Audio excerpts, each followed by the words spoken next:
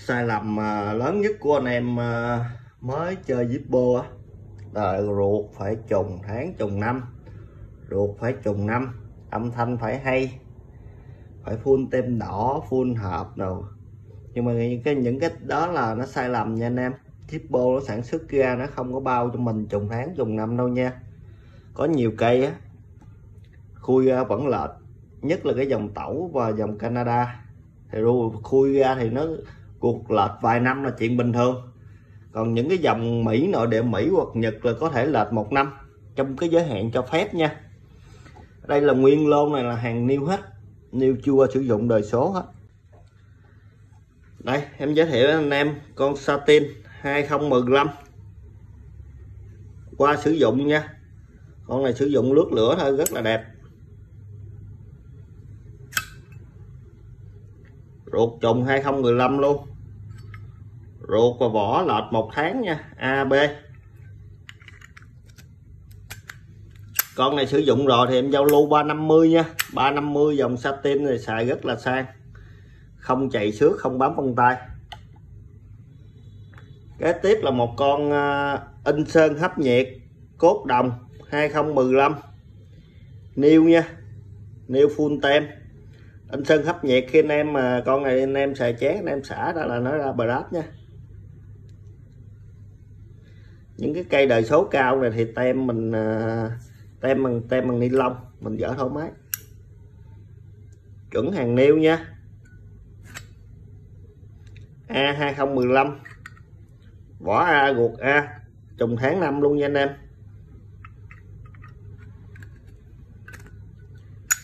Con này là trùng tháng 5 luôn, rất là hiếm nha. Con này 450 thôi, 450. Đây là một con Chevrolet 2014. Con này nêu luôn nè, 2014 Satin, chủ đề là Chevrolet, khắc trên nền Satin nha anh em. 2014 nêu. Ruột K, vỏ K, trùng tháng 5 luôn nè. Trùng tháng 5 450. Nếu mà anh em thích trùng tháng 5 á thì 450 thôi, còn không trùng 400 thôi, tùy anh em chọn thôi. Đây một cây 2014 nữa, in sơn, cái này là sơn hấp nhiệt nha, new full tem. Cái này không phải là cái tem mà bảo hành của nó hoặc là cái tem để bảo đảm đâu. Cái này là tem này để chống trẻ em thôi, tránh xa tầm tay trẻ em thôi, chứ nó không phải là cái tem mà để bảo đảm Zippo luôn nha anh em. New nè, ruột S nè, đáy D nè.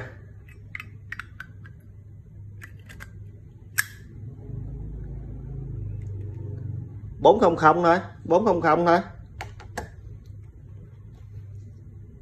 Slim 14, in sơn hấp nhiệt, nêu full tem nè. Anh em thích cẩn thận thì muốn coi ruột thì em cho anh em coi ruột luôn, nó không có vấn đề gì cả. Dòng quỷ cái tem này cũng dục cơ mà.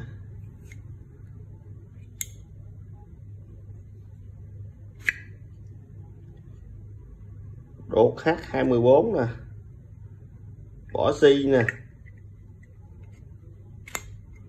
nêu full tem nè.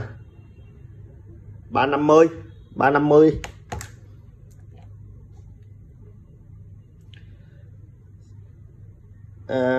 Rơm HB, rơm bóng 2014 new full tem, rơm HB nha.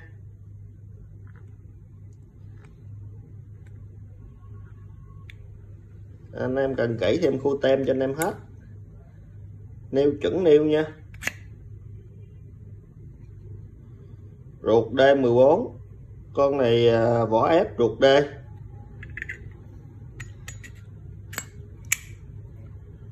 cũng 350 luôn, 350 cho anh em. Cái dòng sapphire tím mà trên cái con mà slim này thì nó rất là hiếm rồi, rất là hiếm. Dòng sapphire tím ở trên slim là rất là hiếm, anh em chơi sưu tầm sẽ biết. Con này slim 2014 nêu luôn.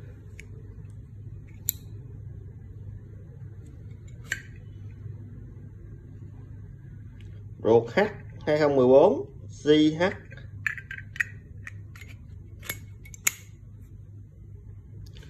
$400 nha, 400. Dòng này rất là hiếm.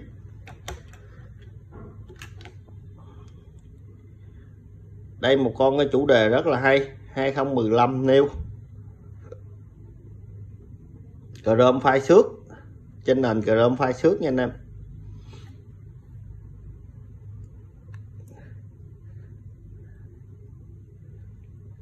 Khui tem luôn. Tem này thì anh em tem ni lông mà anh em gỡ ra dán vô chuyện bình thường, không có quan trọng. Ruột A215 vỏ A trùng tháng 5 450, trùng tháng 5 thì 450. Chủ đề cờ Mỹ anh sơn hấp nhiệt, trên nền chít chôm xi bụi nha. B15 full tem.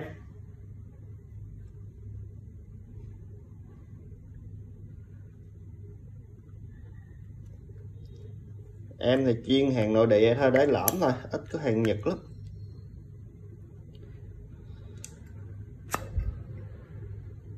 Ruột B15 new full tem, trùng tháng 5 luôn nha. Trùng tháng 5 thì 450, 450.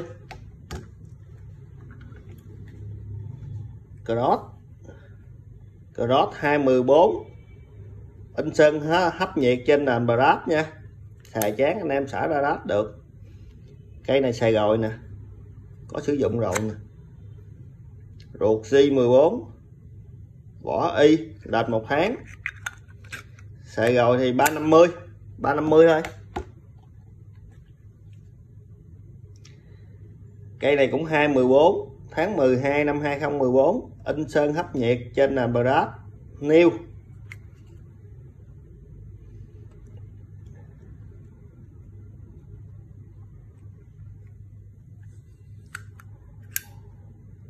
New nha. L14 luôn, trùng tháng 5 luôn. Trùng tháng 5 thì 450, 450. Cây cuối cùng là mạ Black A rơm đen 2015 new. New hoàn hảo nha anh em.